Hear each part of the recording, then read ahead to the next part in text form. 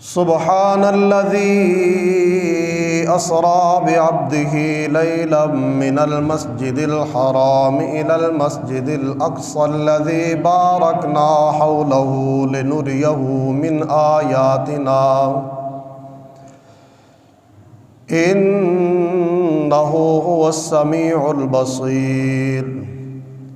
صدق الله مولانا العظيم وصدق رسوله النبي الكريم الأمين إن الله وملائكته يصلون على النبي يا أيها الذين آمنوا صلوا عليه وسلموا تسليما الصلاة والسلام عليك يا سيدي يا رسول الله وعلى آلك وأصحابك يا سيدي يا حبيب الله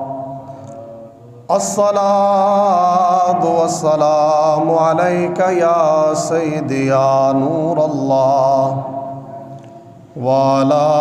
آلك وأصحابك يا سيدي يا خاتم النبيين بندہ پروردگارم امت احمد نبی دوست دارے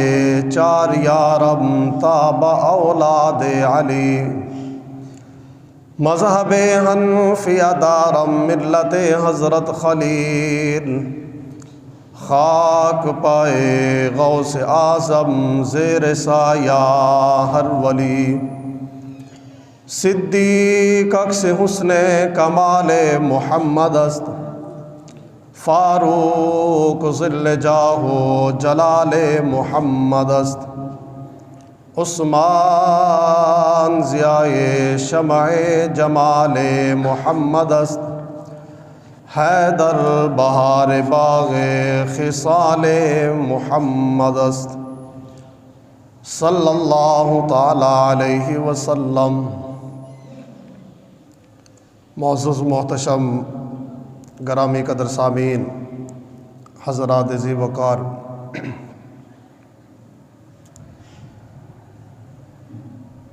یہ وہ ماہ مبارک ہے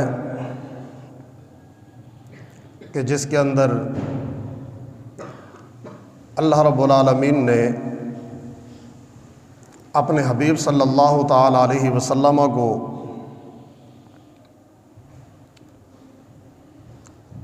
آسمانوں اور جنت کی سیر فرمائی۔ اللہ رب العالمین نے اپنے حبیب کو معراج پر بلایا۔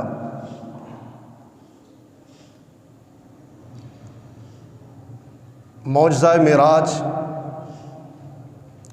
یہ ایسا معجزہ ہے کہ جو اللہ رب العالمین نے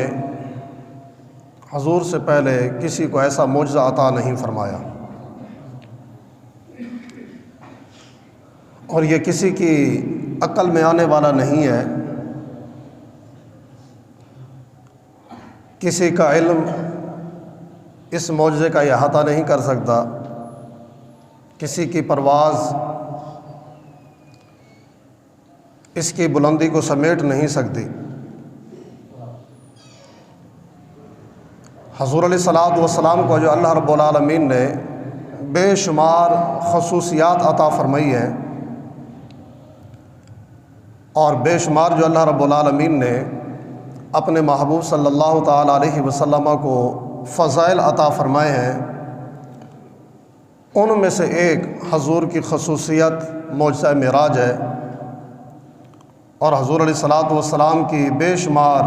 فضیلتوں میں سے حضور کی ایک فضیلت حضور کا آسمانوں پر تشریف لے جانا ہے۔ ویسے تو اس کو بیان کرنا ممکن نہیں ہے، مکمل طور پر اس کا احاطہ کرنا کسی کے بس کی بات نہیں ہے۔ اعلی حضرت امام اہل سنت امام احمد رضا خان فاضل بریلوی رحمۃ اللہ علیہ فرماتے ہیں، پوچھتے کیا ہو کہ مصطفیٰ عرش پر یوں گئے کہ یوں، کیف کے پر جہاں جلیں کوئی کیا بتائے کہ یوں، قصر دنا کے راز میں عقلیں تو گم ہیں جیسی ہیں، روح القدس سے پوچھئے کچھ تم نے بھی سنا کہ یوں، فرش والے تیری شوکت کا علو کیا جانے، خسروا عرش پہ اڑتا ہے پھریرا تیرا۔ آپ کو جو بلندیاں اللہ رب العالمین نے معراج کی رات عطا فرمائی ہیں، ایسی بلندیاں اللہ رب العالمین نے سب ولاک انبیاء کرام میں سے کسی کو عطا نہیں فرمائی۔ قرآن پاک کے 30 پارے ہیں اور قرآن پاک کی 114 سورتیں ہیں۔ ان 30 پاروں میں سے کسی ایک پارے کا بھی آغاز لفظ سبحان سے نہیں فرمایا اللہ رب العالمین نے، اور 114 صورتوں میں سے کسی ایک صورت کا بھی آغاز لفظ سبحان سے نہیں فرمایا، سوائے اس صورت کے کہ جس صورت کے اندر اللہ رب العالمین نے اپنے حبیب کے معجزہ معراج کو ذکر فرمایا۔ سبحان کا مطلب ہے کہ ہر عیب سے پاک ہے، ہر قسم کے نقص سے پاک ہے، کیونکہ علم الہی کے اندر تھا کہ لوگ اعتراض کریں گے کہ یہ کیسے ہو سکتا ہے کہ چشم زدن کے اندر حضور مسجد اقصیٰ تشریف لے کر جائیں، وہاں سے 7 آسمانوں کی سیر کریں، اللہ رب العالمین سے ہم کلامی کریں، جنت دوزخ کی سیر فرمائیں، اور پھر جب واپس آئیں تو کنڈی ہل رہی ہو، وضو کا پانی جاری ہو، بستر ابھی گرم ہو، یہ کیسے ہو سکتا ہے؟ تو اللہ رب العالمین نے لفظ سبحان سے اس واقعہ معراج کو بیان کر کے ان اعتراض کرنے والوں کو پہلے ہی جواب عطا فرما دیا، فرمایا کہ یہ تمہارے لیے ایسا کرنا ناممکن ہے، اور جو چیز تمہارے لیے ناممکن ہے اگر میرے ہاں بھی وہ ناممکن ہو جائے تو یہ عجز ہوگا، انکساری ہوگی۔ اور فرمایا کہ میں عاجزی سے پاک ہوں، میں کمزوری سے پاک ہوں۔ فرمایا کہ پاک ہے وہ ذات، اللہ رب العالمین نے ہر قسم کے عیب اور نقص سے پاک لفظ کو ارشاد فرمایا،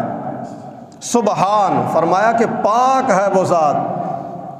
اور اس کے اوپر اللہ رب العالمین نے لفظ سبحان سے ذکر فرما کے اس واقعہ کو اس بات کی طرف بھی اشارہ فرما دیا کہ کوئی میرے محبوب کی طرف بھی انگلی نہ اٹھائے، خبردار۔ فرمایا کہ کوئی میرے حبیب کی طرف اعتراض کی انگلی نہ اٹھائے، کیونکہ میرے حبیب کے اوپر تو اعتراض تم تب کرو نا کہ جب میرے محبوب نے یہ دعویٰ کیا ہو کہ میں نے جو ہے نا مسجد اقصیٰ کے اندر انبیاء کی امامت کی ہے، پھر میں 7 آسمانوں کی سیر کی ہے، پھر میں سدرۃ المنتہا پر گیا، اللہ رب العالمین سے ہم کلامی کی، اتنا سفر کرنے کے بعد جب واپس آیا تو کنڈی ہل رہی تھی، سارا کچھ یہ۔ فرمایا کہ میرے حبیب کا تو دعویٰ ہی نہیں ہے۔ فرمایا کہ یہ تو دعویٰ اللہ رب العالمین نے کیا ہے جس کی بے شمار صفات میں سے ایک صفت سبحان ہے، کہ وہ ہر قسم کے عیب اور ہر قسم کے نقص سے پاک ہے۔ فرمایا کہ پاک ہے وہ ذات اسرا، کہ جس نے سیر کرائی۔ اب سیر کے بارے میں آپ جانتے ہیں کہ جو کسی ملک کی، کسی شہر کی، کسی علاقے کی سیر کرنے کے لیے جاتے ہیں تو وہ اس جگہ کو بغور دیکھتے ہیں، اس کے ایک ایک کونے کو دیکھتے ہیں، اس کی ایک ایک کیاری کو دیکھتے ہیں، اس جگہ کے ایک ایک درخت کو دیکھتے ہیں کہ یہاں کے یہ کیاریاں پھولوں کی کیسی ہیں، یہاں پر درخت کیسے لگے ہوئے ہیں، یہاں پر خوبصورتی کا انتظام کس انداز میں کیا گیا ہے۔ وہ ہر ایک چیز کو پرکھتے ہیں، ہر چیز کو دیکھتے ہیں۔ یہاں سے کوئی سیر کرنے کے لیے جائے مری کے اندر تو ایسا تو نہیں ہوتا کہ بس وہاں پر ایک عمارت کو ہاتھ لگایا واپس آ گئے۔ وہ اس کے جہاں تک اس کا علم ہوگا، اس علاقے کو جانتا ہوگا، وہ ہر طرف گھومے گا، اس کی سیر کرے گا، اس کا ایک ایک کونا دیکھے گا۔ یہاں سے کوئی پارک میں سیر کرنے کے لیے جائے تو اس کے دروازے کو ہاتھ لگا کر واپس نہیں آ جاتا، بلکہ پورا پارک گھومتا ہے۔ اور اگر سفر کرنا مقصود ہو یہاں سے آپ کسی دوسرے شہر کے اندر کسی مقصد سے جاتے ہیں، کسی کام کرنے کے لیے جاتے ہیں، تو آپ ادھر ادھر نہیں گھومتے، اپنے مقصد کی طرف نظر رکھتے ہیں کہ میرا یہاں پر اس مقام کے اوپر، اس جگہ کے اوپر میرا یہ کام ہے، وہ کام کر کے آپ فوراً واپس لوٹ آتے ہیں۔ تو سفر کے اندر جلدی ہوتی ہے، سفر کے اندر انسان جلدی کرتا ہے، اور سیر انسان بڑے اطمینان سکون سے کرتا ہے۔ آپ خود اندازہ کریں کہ جس محبوب کی سیر اتنی جلدی والی ہے، اتنی سرعت والی ہے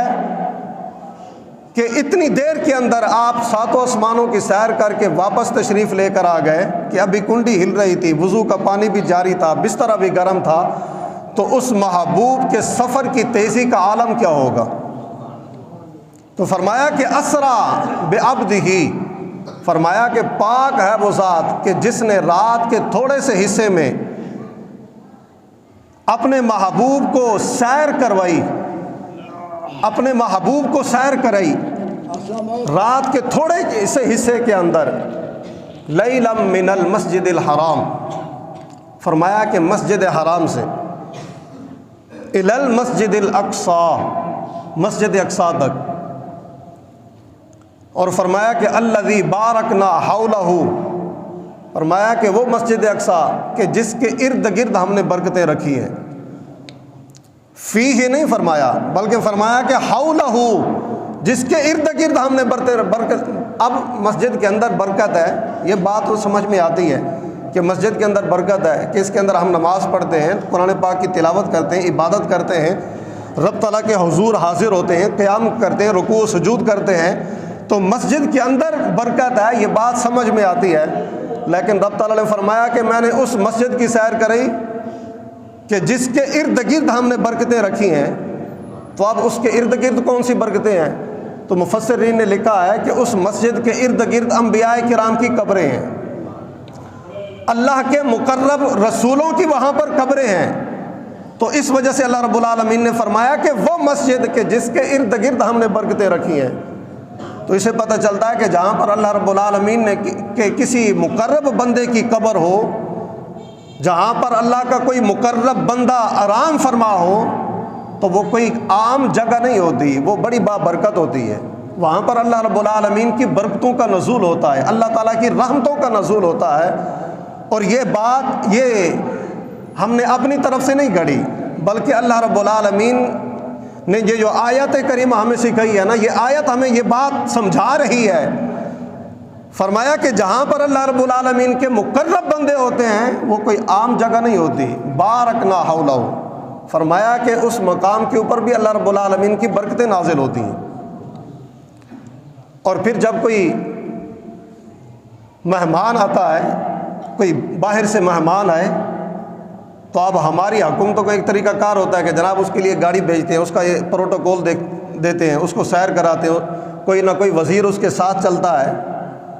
اس کو دکھاتے ہیں کہ جناب یہ فلاں مقام ہے، یہ ہمارا اسمبلی ہال ہے، یہ گورنر ہاؤس ہے، یہ فلاں مقام ہے، یہ فلاں مقام ہے۔ تو اب جب حضور صلی اللہ تعالیٰ علیہ وسلم کو اللہ رب العالمین نے اپنی طرف بلایا تو وہاں پر کیا ہوا؟ تو یہ ساری چیزیں، یہ عجائبات کس نے دکھائے؟ رب تعالیٰ نے فرمایا لِنُرِيَهُ مِنْ آیَاتِنَا، فرمایا کہ ہم نے کسی مقرب فرشتے کی ڈیوٹی نہیں لگائی۔ رب تعالیٰ فرماتا ہے لِنُرِيَهُ مِنْ آیَاتِنَا، ساری نشانیاں ہم نے خود دکھائی ہیں، ہم نے خود اپنے محبوب کو ساری نشانیاں، اپنے سارے عجائبات دکھائے ہیں۔ اِنَّهُ هُوَ السَّمِيعُ الْبَصِيرُ، فرمایا کہ وہ سننے والا بھی ہے، وہ دیکھنے والا بھی ہے۔ اب یہاں پر پیچھے دو چیزوں کا ذکر ہوا ہے، اللہ رب العالمین کا بھی ذکر ہوا ہے اور اللہ کے محبوب کا بھی ذکر ہوا ہے، لیکن یہاں پر اِنَّهُ هُوَ السَّمِيعُ الْبَصِيرُ، یہاں پر ضمیر واحد کی استعمال کی گئی ہے۔ عربی کا قاعدہ ہے، گرامر کا قاعدہ ہے کہ جہاں پر پیچھے دو ہستیوں کا ذکر ہو، ان کی طرف اشارہ کرنا ہو تو پیچھے آگے ضمیر بھی تثنیہ کی آتی ہے، ایسی ضمیر کو لایا جاتا ہے کہ دو افراد کی طرف اشارہ کر رہی ہو۔ یہاں پر پیچھے ذکر دو ہستیوں کا ہوا، اللہ کا اور اس کے رسول کا، لیکن یہاں پر ضمیر واحد کی آئی۔ اب یہاں پر ایک لمبی بحث ہے کہ یہاں پر یہ واحد کیوں ہے، میں یہاں پر صرف اتنا اشارہ کروں گا۔ اعلیٰ حضرت فرماتے ہیں کہ بخدا خدا کا یہی ہے در،